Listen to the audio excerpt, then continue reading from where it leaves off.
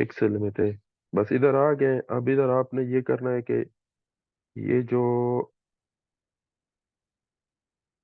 अ, ये जो हुक है, हुक की जो वो 100 mm थी हुक की लेंथ।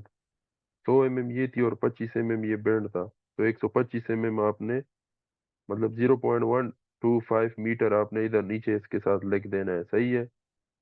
और क्योंकि ये टाइम टेकिंग है तो इसमें मैं टाइम ज़ाया नहीं कर रहा हूँ, बस आपको समझाना था मेन मकसद। बाकी तो ये चीज़ प्रैक्टिस से सही हो जाती है बंदे की। बाकी ये जो स्ट्रेट था, इसमें आपको ये मैंने यहाँ से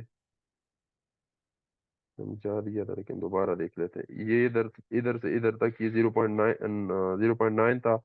यहाँ से ऊपर जो ओवरलैप था वो 0.540 था। यहाँ से नीचे ये जो हमारी ये डिडक्शन वगैरह करने के बाद टू 0.225, हाँ 225 mm ये रहता था। तो 225, 0.9 और 0.540 ये आपने कैलकुलेट कर लेना है। 0.540 प्लस 0.9 प्लस 0.225, ये एक इशरिया 665 मीटर बनता है ये स्ट्रेट। तो आपने स्ट्रेट के साथ वो लिख देना है, स्ट्रेट के साथ इधर आपने डिनोटेशन लिख देनी है।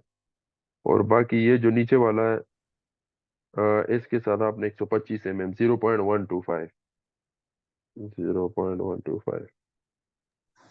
अच्छा सर, ये ये डावल की जो गलत है। हाइट है ये कहाँ, हाँ? डावल की हाइट ये कहाँ तक डावल लेके जानी होती है, मतलब स्टैंडर्ड क्या कहता है इसका, डावल कहाँ तक लेके जाना, प्लेन बीम तक? नहीं नहीं, आपने डॉवल लेके जाना है ताकि आप नेक्स्ट जो सरिया है ना आपके पास आएगा, जो कॉलम का मेन जो सरिया है, कॉलम के मेन सरिये को आपने कनेक्ट करना है ना साथ डॉवल के, तो आपने मतलब ओवरलेक के हिसाब से ज्यादा रखना है। आपने प्लेन बीम के टॉप तक कंसीडर करना है और एक्स्ट्रा सिर्फ इतना लेके जाना है कि आपका ओवरलैप हो सके। सही सही, मतलब मेन प्लेन बीम है और प्लेन बीम के ऊपर जो समझ भी आई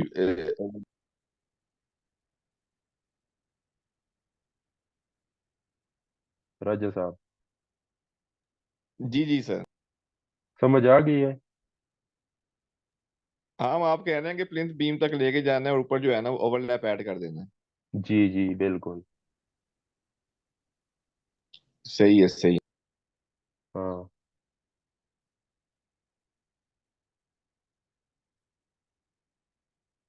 ठीक है सर। एक मिनट।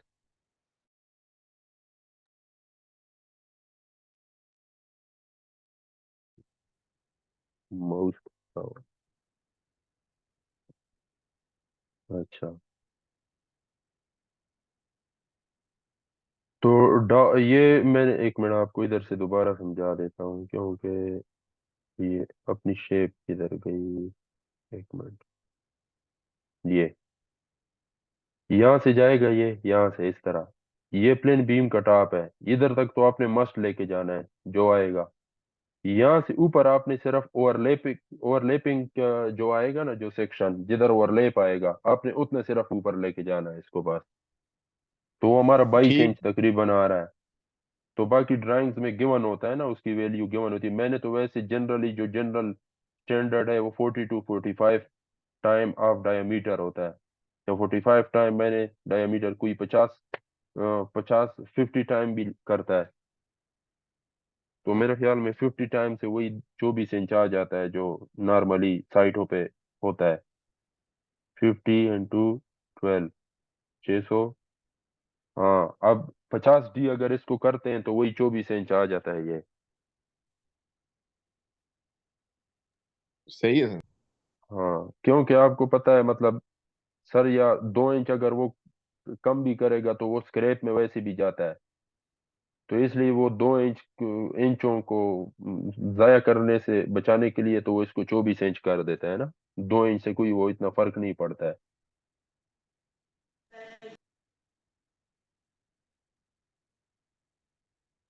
तो ये तो हो गया। अच्छा, ये डबल हो गए। अच्छा, फिलहाल तो मैंने आपको शेप यहाँ तक बता दी है, बाकी आगे मैं शेप पे फिलहाल वो नहीं कर रहा हूँ, क्योंकि ये टाइम वैसे मतलब ज्यादा ले रहा है ना। तो हम, अच्छा अब इसका करना है, ये डबल बार्स हो गए, अब मेन बार्स करना है। मेन बार, मेन बार जो डबल के साथ आगे जुड़ेंगे। Y12, इसका ये डायमीटर हो गया। और हमारे पास पिलर जो है वो 447 ही हैं। अच्छा, एक पिलर में ये भी 4 सरिये हैं, तो ये 1788 टोटल पीस बनेंगे। सही है। और अब इसका साइज हमने सिर्फ निकालना है। अब इसका साइज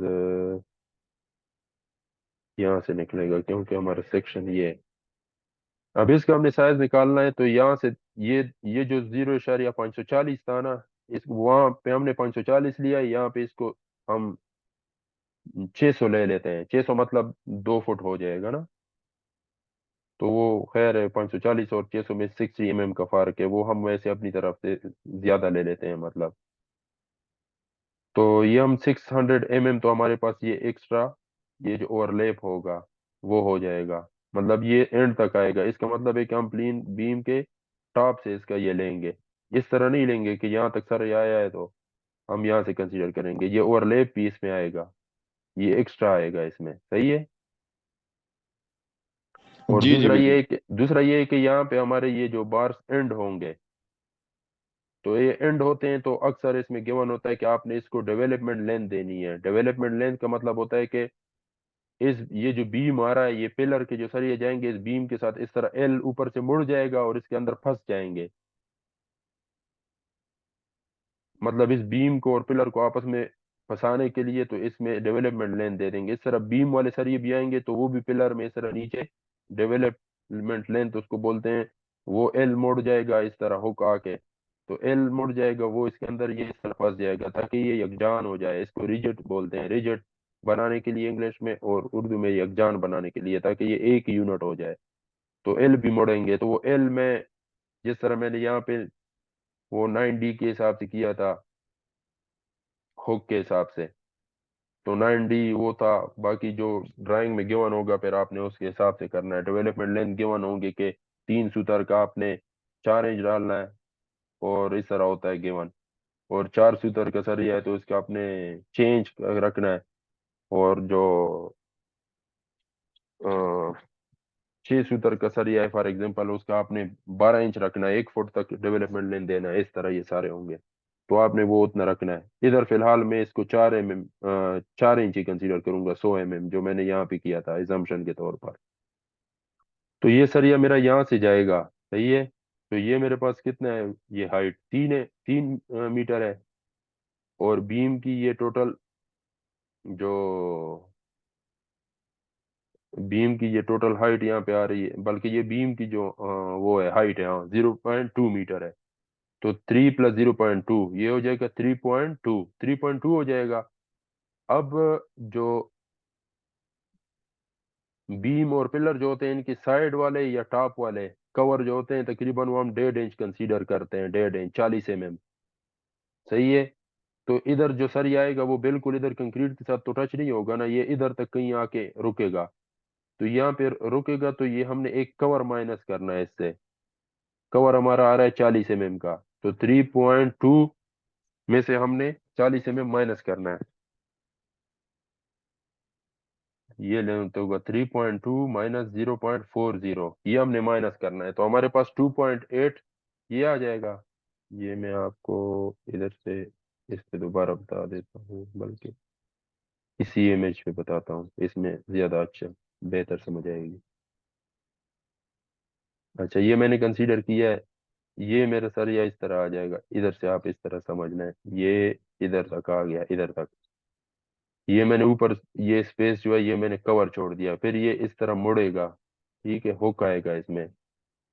तो एक 90 डिग्री का तो हमें पता है, वो 2D जो हम लेते हैं वो हमारा है 24 mm, हमने 25 mm कंसीडर किया हुआ है, तो इसको 25 से लिख देता हूँ। ये तो हमने ऐड करना ही है। 2D जो जो बेंड है।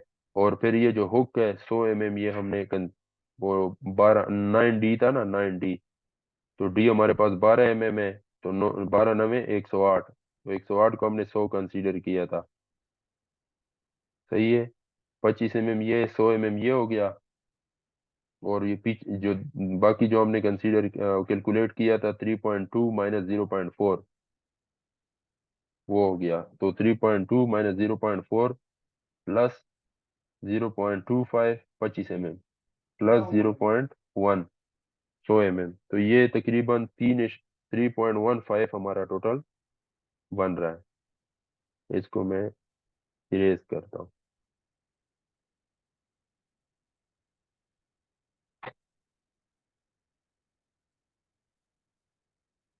ये हमारी कट लेंथ आएगी 3.15। सही है, 3.15। अब ये टोटल आ जाएगा मल्टीप्लाइड बाय 1788, तो 5632.2, ये हमारा ये टोटल लेंथ आ जाएगा। इसको मैं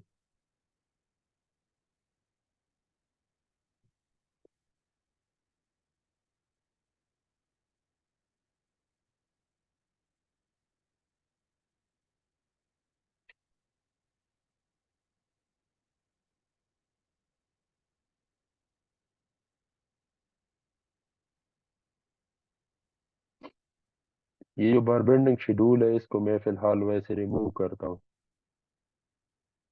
ये वैसे इस तरह फ्रीज हो जाता है, लेकिन कभी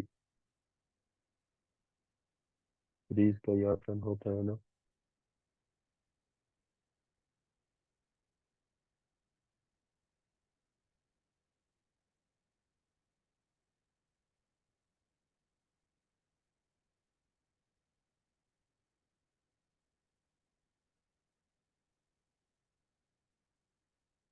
ये नहीं हो रहा, चलो खैर है, मैं इसको रिमूव करता हूँ अपनी आसानी के लिए।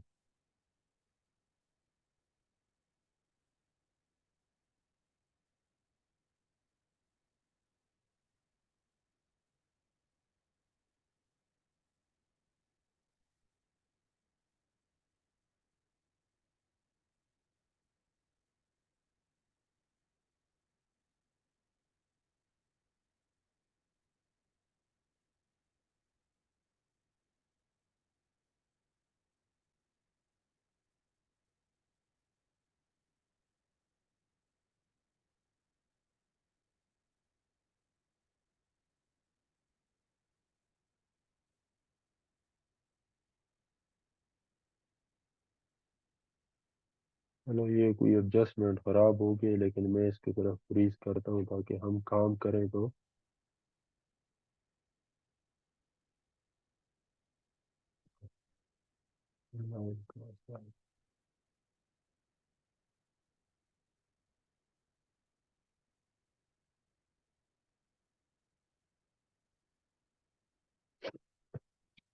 क्या मसला हो गया है? सही है।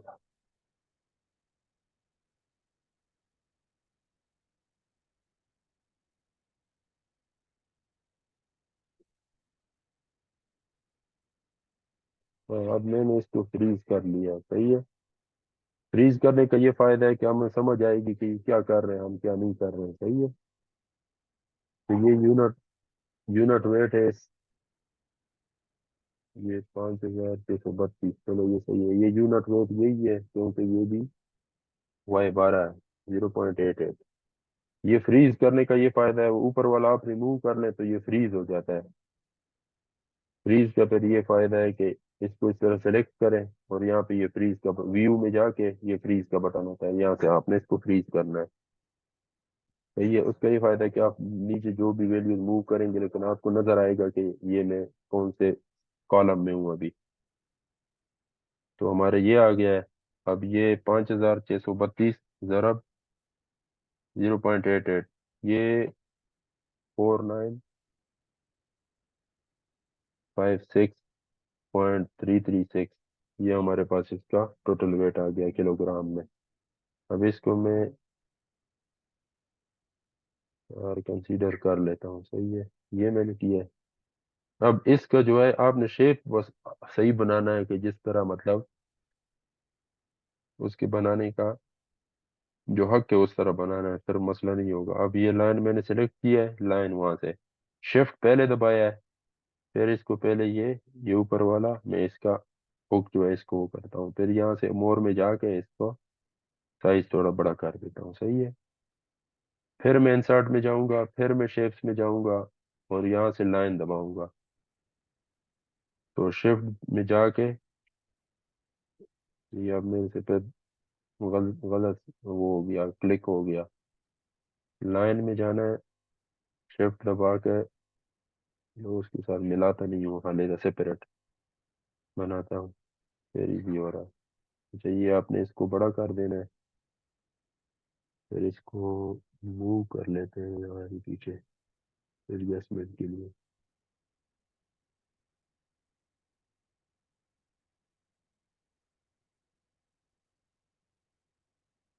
अभी भी काफी बाया है।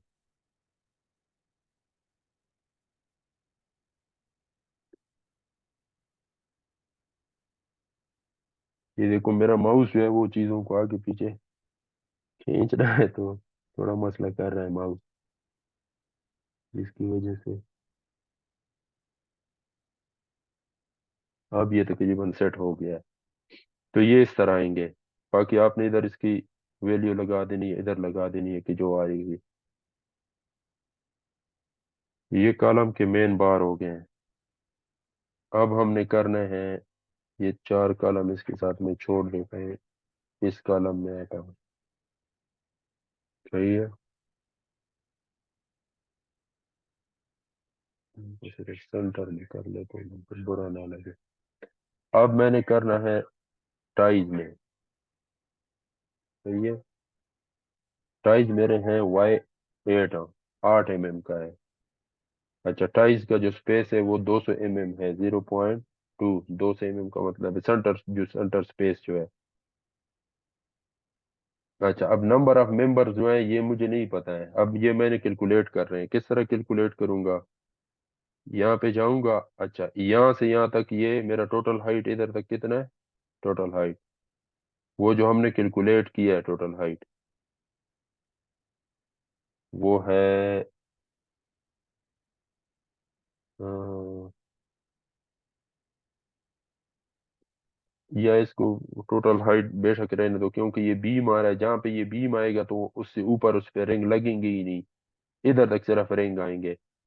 अच्छा वो रिंग मैंने पूरे के लिए नहीं कैलकुलेट की है, तो मैं इधर से लेके ऊपर तक सारे के लिए करूंगा।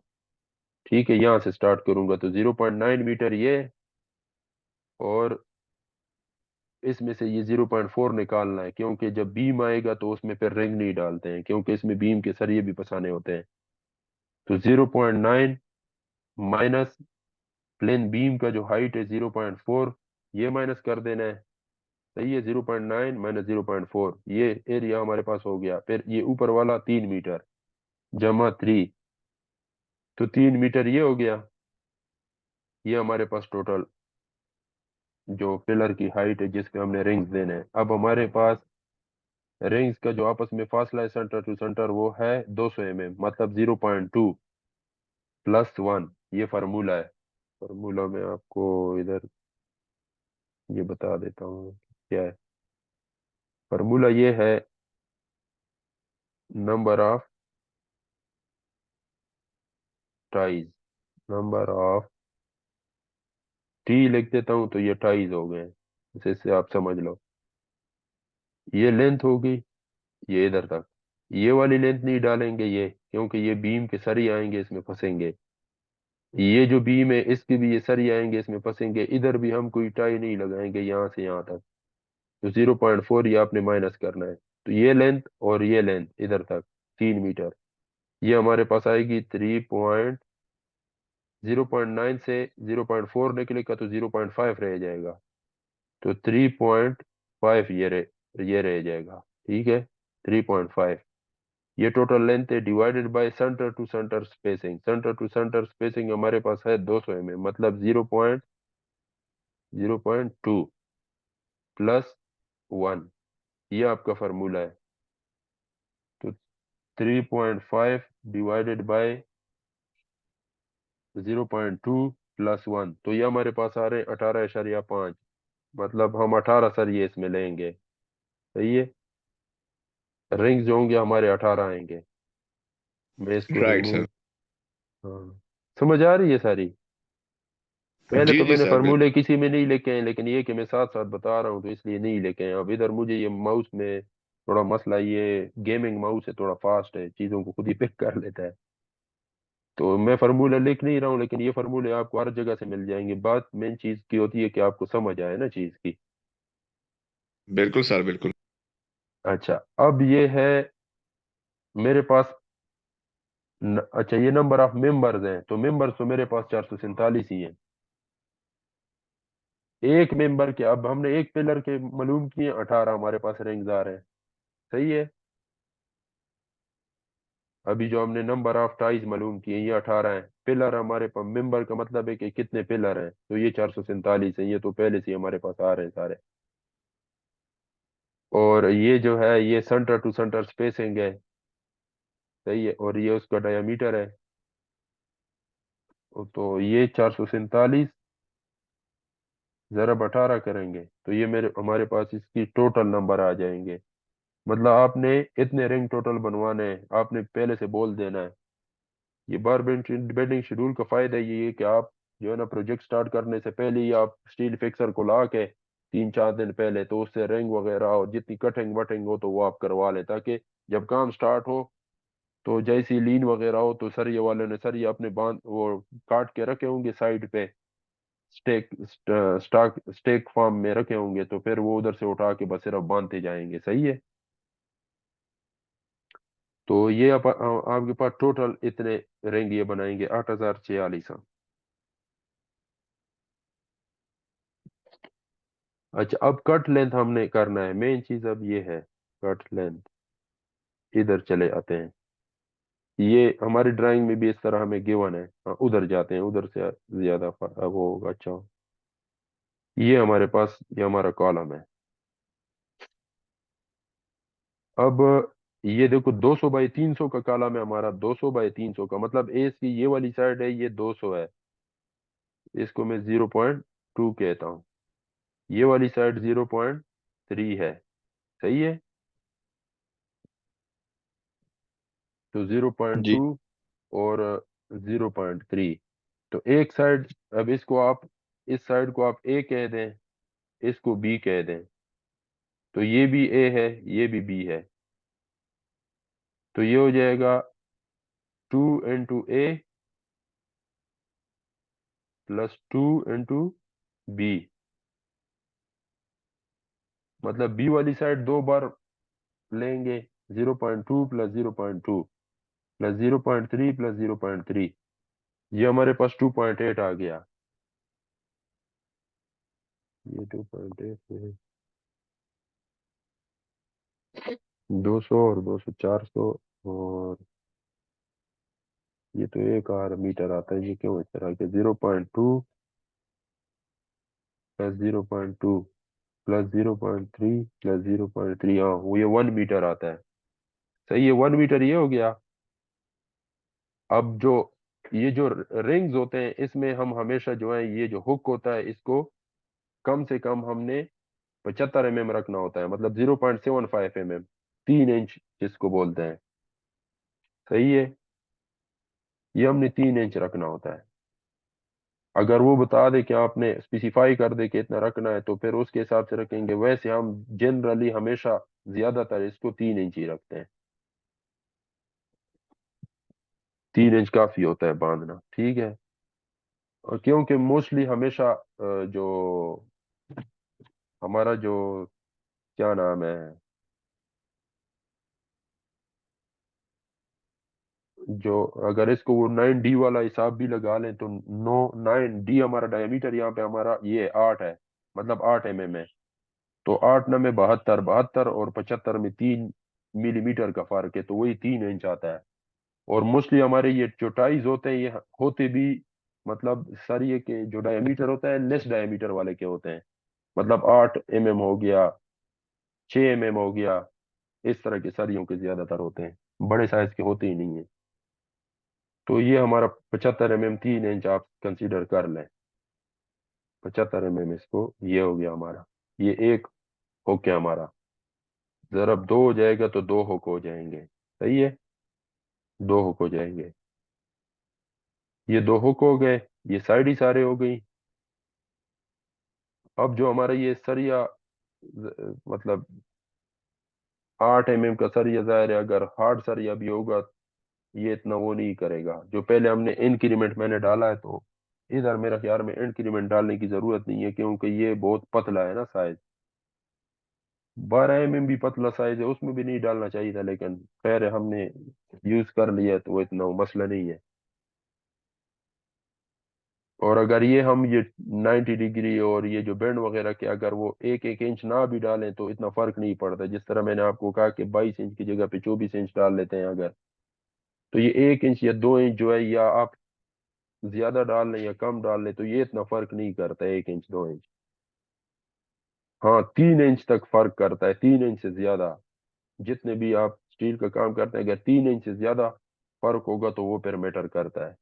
3 इंच से कम कोई फर्क नहीं करता, अगर कम हो जाए या ज्यादा हो जाए। तो मैं वो 9D वाला हिसाब इसमें नहीं डालता हूँ, बस सीधा सीधा ये डालता हूँ कि यार ये इस तरह और इस तरह। तो हाँ, इन बेंड्स को अगर आपने कंसीडर करना है इनको, तो इनको ये है कि अब ये सरिया जो है बेशक ग्रेड अच्छा है, लेकिन इसकी जो डायमीटर है वो कम है, तो हम ये बेंड्स के जो एडिशन कर लेते वो सब्सट्रैक्शन कर लेते हैं, मतलब इससे माइनस कर लेते हैं, क्योंकि ये सरिया पतला सरिया है। तो ये बेंड हो जाएगा इजिली, इसका साइज इंक्रीज होगा।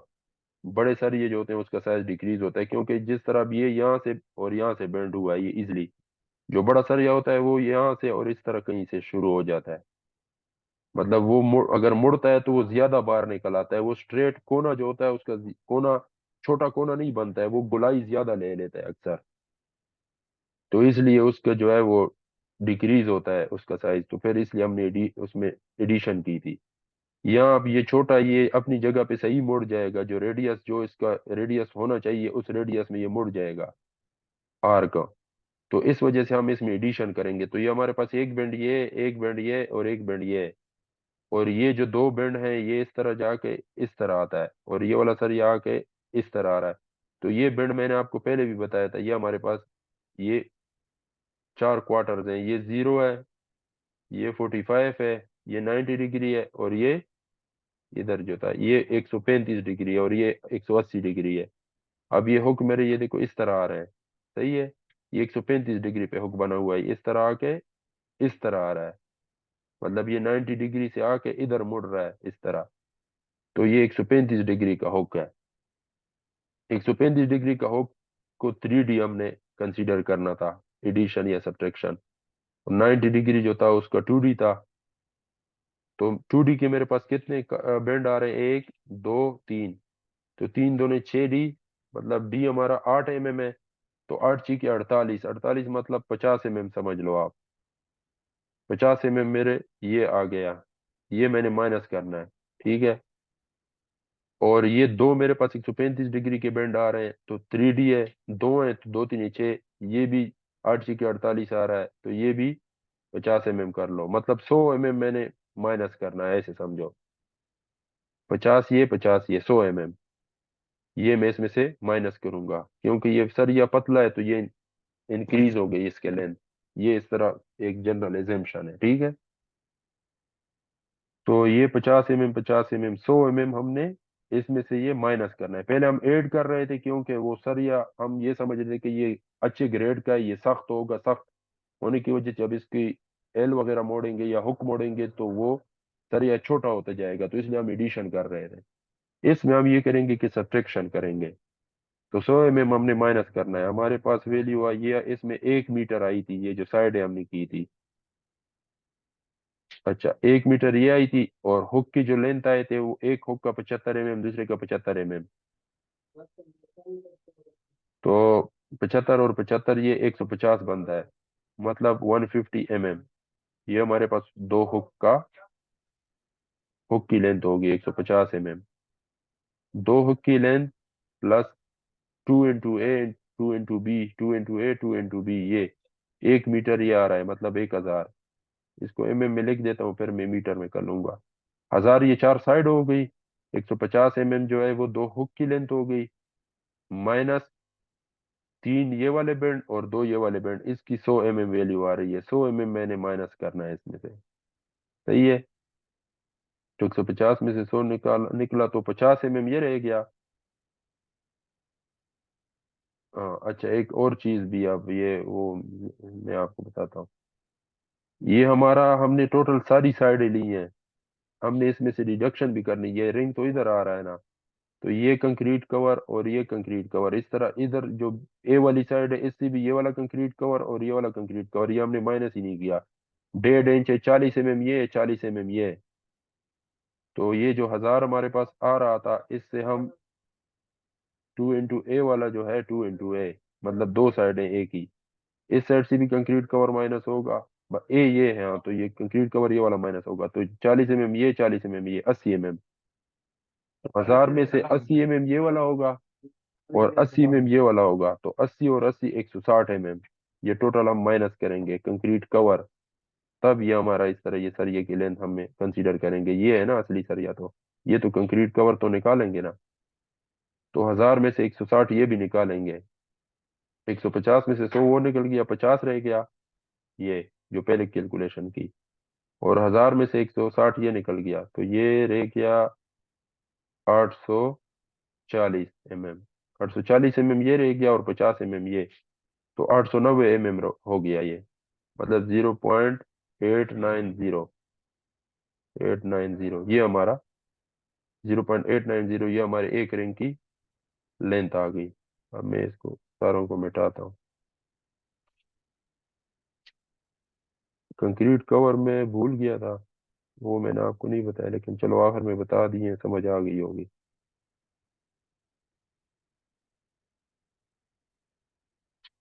हम्म, बस ये आखिरी वो करते हैं, फिर लास्ट एंड करते हैं। ये हो गया कटिंग लेंथ 0.89। सही है। ये कटिंग लेंथ आ गई, टोटल लेंथ आ जाएगी 0.89 इंटू 8,046। टोटल लेंथ 7,160.94, ये टोटल लेंथ है। और इसका ये 8 है, तो 8 8 64 डिवाइडेड बाय 162, 0.39 इसका वेट है पर मीटर, 0.39 ये वेट आ गया। तो 0.39 इंटू 7,160.94, तो ये आ गया 2,792.76। मतलब इतना टोटल वेट इतना आ रहा है टोटल। अच्छा ये तो मैंने इसको,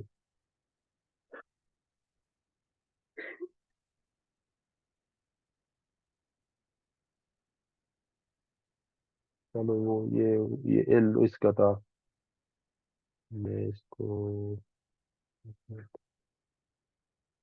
यहाँ से कट करके यहाँ डालना।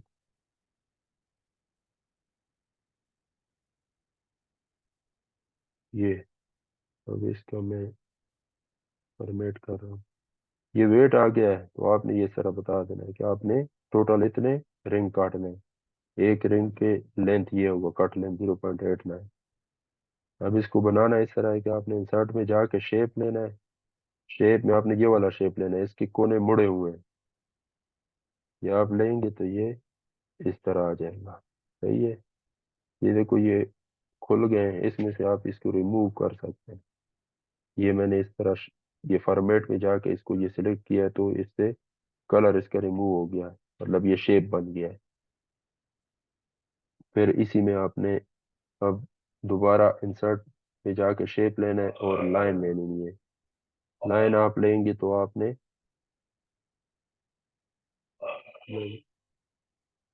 इसको ये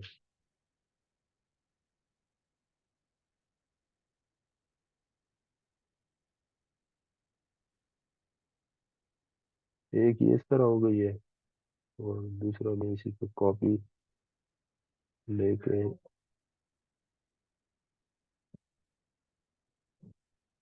इस तरह कुछ आप लोगों ने इस तरह ले लेना है। ये दो इसके साथ अटैच कर देने, इनको कलर कर देना यहाँ से। ये कलर हो गया है, और दूसरा भी हार्ड हो जाएगा, ये दूसरा कलर हो गया।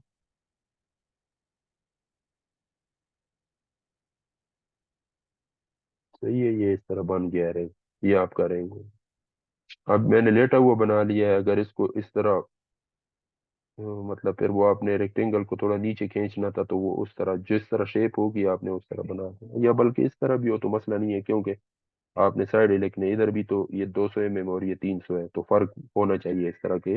इस तरह उस हाइट 200 हो और वेट लेंथ जो है वो 300 हो, आप जो है ना हाइट की जगह पे लेंथ को बड़ा शो कर दो, और जो लेंथ है उसकी जगह पे हाइट को शो कर दो, तो इस तरह नहीं करना है, ठीक है। बाकी आपने इसके साथ वैल्यूज लगा देनी है। तो बस आज के लिए इतना काफी है। तो आप अब अपने कमेंट दे दें कि आपको अगर इसमें कोई चीज नहीं समझ आई है, तो फिर वो क्लियर कर देता हूँ।